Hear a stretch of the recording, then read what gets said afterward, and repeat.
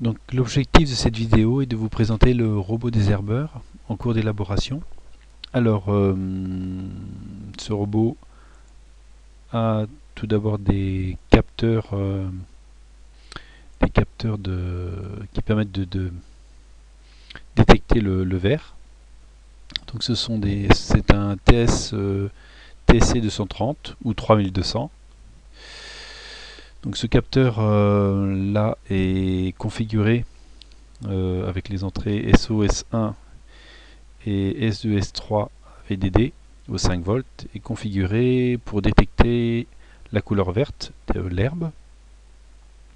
Ce capteur génère une fréquence sur la sortie out proportionnelle à la couleur, mais aussi à l'intensité lumineuse. C'est pour ça qu'on va éclairer les capteurs par des LED de 1 watt, ce qui fait à peu près 100 lumens. Donc chaque capteur aura autour de son corps deux LED de chaque côté, de part et d'autre, pour éclairer la zone à détecter. Donc on éclaire la zone à détecter et on détecte la couleur verte. Alors on pourra mettre un tube autour de ce capteur hein, pour éviter que la cellule soit éblouie par les LED de chaque côté. Et on pourra mettre sur ce tube un filtre vert hein, qui permettra d'éjecter les autres fréquences, les autres couleurs. Donc lorsqu'on détecte la couleur, la LED D1 verte s'allume lorsqu'on détecte le vert, uniquement le vert. Et donc ce capteur en 6, en out, génère une fréquence qui est propre à la couleur qu'il détecte, mais à une luminosité donnée. Donc le output enable il est à 0, hein, c'est ce qu'on voit ici. Voilà, output enable. Donc il est alimenté entre 5 volts et la masse. Et la sortie out rentre sur le microcontrôleur. Et ce microcontrôleur, en fin de compte, il a pour but de sélectionner la fréquence. C'est-à-dire que s'il voit la fréquence qui correspond au vert, il valide la sortie GP4U2. Voilà. Il la met au niveau logique 1, tout simplement. Donc ce microcontrôleur, lui, est programmé à chaque fois par un connecteur. Hein, la data et la clock, et puis le master clear. Donc on a un pic 12F675 par capteur. Donc si on regarde la page, là, on a plusieurs capteurs. On en a 11 de mémoire. Voilà, donc il y a 9 capteurs qui détectent le vert, et puis on a 2 capteurs ici, qui est des capteurs de couleur. Donc s'il détecte une ligne bleue ou une ligne rouge, il arrête de travailler, et c'est-à-dire ça permet d'orienter la zone, hein, c'est-à-dire qu'on symbolise la zone, où on trace une zone avec une corde bleue ou rouge pour limiter le travail du robot. Donc là on a toute la connectique hein, qui permet d'avoir 3 capteurs ici, 3 capteurs là, 3 capteurs là, donc 9 capteurs, et puis un détecteur ligne bleue ou ligne rouge ici sur chaque côté hein, qui permet de détecter la fin de zone à traiter. Donc les LED elles sont pilotées par un MOS canal N, un IRF 520. Elles sont des LED, donc elles sont symbolisées ici. Elles sont alimentées par un hacheur en 3 volts 4 directement. Donc ce sont des LED de 1 watt, 100 lumens. Le courant par LED est de l'ordre de 300 mA. Donc 300 mA x 3 volts 4, ça fait à peu près 1 watt. 0,3 ampères x 3 volts 4, ça fait 1 watt. Donc voilà pour la partie détection. Donc autrement, oui, le choix de la couleur. Donc on a un petit sélecteur hein, qui permet de choisir soit le bleu, soit la ligne bleue, soit une ligne rouge. Donc voilà pour les capteurs. Donc la sortie out donne une fréquence proportionnelle à la couleur. Voilà sur cette feuille. Autre chose à dire non. Donc on va parler au niveau de l'alimentation. Justement on parlait du hacheur hein, qui nous donne du 3V4, donc c'est un hacheur abaisseur. Celui-ci c'est un 10 ampères. Donc on a une alimentation par batterie en 12 volts. On a un 2450 couramment de chez Farnell, hein, qui nous donne du 5 volts régulé. Les condensateurs de découplage, hein, pour le 5 volts. Et puis une sortie de hacheur à 3V4 et une entrée à 12 volts de la batterie. Et le hacheur ici. Alors, on a un PIC qui gère en fin de compte tous les capteurs, hein, tout ce qu'il a détecté. Là, c'est tous les GP4 des 12F675 qui permet de commander après la transmission des moteurs.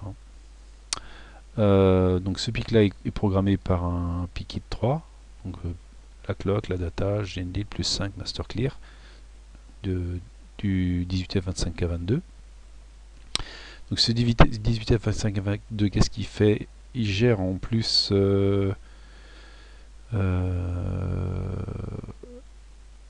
une alerte SMS, hein, c'est-à-dire que si on soulève le robot, on envoie un SMS pour dire que le robot est en cours d'enlèvement, donc c'est-à-dire qu'on quelqu'un l'a pris. Donc on gère une connexion GSM, hein, le RX GSM là est connecté au microcontrôleur. Donc il est connecté sur un transmit data ici. Donc le transmit data, c'est pour envoyer des SMS pour dire que on a volé le robot, ou on est en train de le voler. Donc là on a la commande d'éclairage des LED. Autrement, qu'est-ce qu'on a d'autre? On a une autre liaison série. Et ça c'est pour communiquer avec l'autre PIC, hein, pour piloter les moteurs. Donc on envoie des données à un autre microcontrôleur, hein, par la liaison série TX1. Ici la liaison série asynchrone. Là on a l'ensemble des capteurs qui nous donnent, qui nous indiquent la couleur. Voilà. Donc on en a 1, 2, 3, 4, 5, 6, 7, 8, 9, 10, 11. Voilà. Donc ça rentre sur des entrées d'interruption. INT0, INT1, INT2. Donc lorsqu'on a une interruption sur ces lignes-là, on va venir scruter pour voir laquelle est à 1, pour savoir si c'est une ligne bleue, une ligne rouge, ou si on a détecté une zone et quelle zone a été détectée. On a une interruption aussi matérielle RB4 sur le port B, iBille. Donc iBille, c'est bi1, bi2, bi3, bi4. C'est les 4 capteurs de billes. Alors on pourra mettre aussi des capteurs de contact, hein, si les roues sont soulevées par exemple. Donc on a 4 capteurs qui détectent un problème, dans le sens où le robot va être volé en fin de compte. Donc là on vient scruter pareil, bi1, bi2, bi3, bi4. Est-ce qu'on les scrute? Non, on les scrute pas, on a juste l'alerte sur ABI, oui. Donc on scrute pas ces entrées là parce qu'on n'a plus d'entrée. Parce qu'on aurait pu les mettre là autrement. Mais bon, on sait qu'il y a un problème si un décontact est établi. En tout cas, il y a un vol, donc on envoie un SMS. Donc ce connecteur, c'est pour connecter cette carte-là à la carte des capteurs, c'est-à-dire ici. Voilà.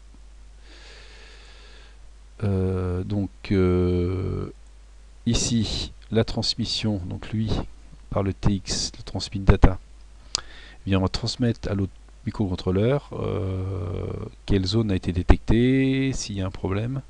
Hein, ça permet de piloter la motorisation. Donc là on va aller sur la motorisation. Donc on a le RX. Le RX, alors il est où? Il est ici. Donc là on est sur le RX, donc le RXU1. Donc ça c'est la connexion avec l'autre microcontrôleur. Et en fonction des données qu'on a reçues, bien on pilote quoi? Donc on pilote le robot. Donc on a 2 roues avec un double pont en H. Donc motorisation de roue droite et roue gauche. Avec un retour par un codeur pour savoir comment se déplace le robot. On a un pilotage d'un moteur pas à pas pour la translation de la cloche qui va traiter la zone. Donc on translace une cloche, pardon. Donc avec un L298N de mémoire, acheté sur internet, sur eBay. Et puis là on a une motorisation de la cloche, donc on descend une cloche pour arroser l'herbe, pour la traiter avec de l'eau chaude, pour la brûler en fin de compte avec de l'eau chaude. Donc là ça c'est les connecteurs pour les capteurs, pour connaître le déplacement de la motorisation. Alors on a une batterie, donc ça c'est l'alimentation. On a des fins de course cloche ou guidage. Ça c'est pour la mise à zéro de la motorisation à ce niveau-là. Donc on a une fin de course droite et gauche. Et puis on a une fin de course pour la motorisation de la cloche avec son motoréducteur, descente de cloche haute et cloche basse. Donc là c'est fin de course cloche basse, fin de cloche haute, fin de course du guidage à droite, fin de course du guidage à gauche. Donc là le guidage à droite c'est ici, guidage à gauche ici. Et puis pour la cloche haute ou basse, donc avec le motoréducteur. Donc qu'est-ce que l'on a? Eh bien on a un PWM, donc là c'est pour PWM 2 et 1, ça c'est pour faire bouger le robot. Direction 1, direction 2 pour donner le sens de rotation des moteurs.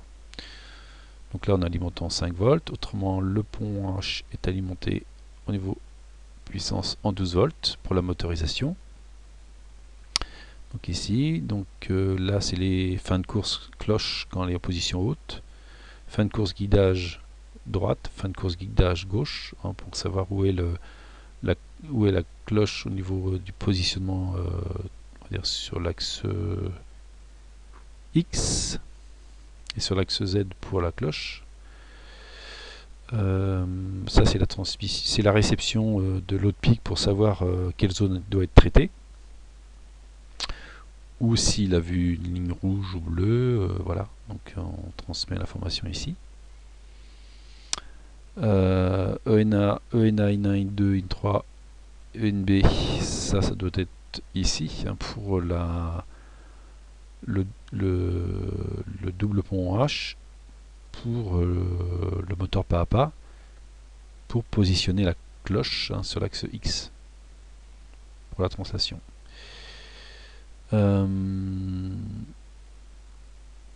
À droite, à gauche. Alors qu'est-ce que c'est à droite, à gauche? Ça doit être les codeurs. Voilà, ça c'est les codeurs incrémentaux. À droite, à gauche. AB à gauche. Ça c'est le moteur droit pour la roue droite, moteur gauche pour la roue gauche. Puis on a les impulsions. On a un nombre d'impulsions proportionnel au déplacement. Alors après ici, fin de course, ça c'est le fin de course général, qui doit être ici. C'est-à-dire quand on a un fin de course, on va venir lire les 4 entrées ici, donc c'est une entrée d'interruption. Fin de course. ENA, DC, IN1, IN2. Donc là, ENA, IN1, IN2, ça c'est pour piloter le double pont H ici pour le moteur pas à pas. Le pick kit pour le programmer. Donc voilà, on a fait le tour de cette carte. Donc ici on a un double pont H, mais on n'utilise qu'un seul pont H pour la motorisation. Là on a un double pont H parce qu'on a 2 moteurs. Donc ce sont des moteurs à courant continu. Ce sont des motoréducteurs. Là aussi un motoréducteur. Et là on a un double pont H parce que là on a 2 enroulements pour le moteur pas à pas. Alors pourquoi on utilise un moteur pas à pas? Comme ça on sait en pilotant exactement. Alors il n'y a pas un retour d'information, mais on sait où est positionnée la cloche. Et puis là pour la descente de cloche, pour la descente et la montée, pour traiter la zone, eh bien on n'a pas de. Les seules informations qu'on a, c'est que soit les hautes, soit les basses. Voilà. Donc le fonctionnement, c'est le robot, donc il se balade, et si il voit une herbe, il translate suivant où est positionnée l'herbe, et puis il descend la cloche, et puis il envoie de l'eau chaude. Voilà. Donc sur le les modifications du schéma, il faudra rajouter une petite pompe qui vient pomper l'eau chaude pour traiter la zone, qui n'est pas présente sur ce schéma. Qu'il faudra finaliser avec une pompe alimentée en 12 volts pour aspirer l'eau chaude et la diffuser sur la cloche pour qu'elle arrose l'herbe, et l'herbe sera brûlée par l'eau chaude. Donc là on ne traite pas la partie chauffage d'eau, on traite juste la partie translation, motorisation et puis et arrosage de la plante par l'eau chaude. Donc voilà pour le robot désherbeur, le fonctionnement.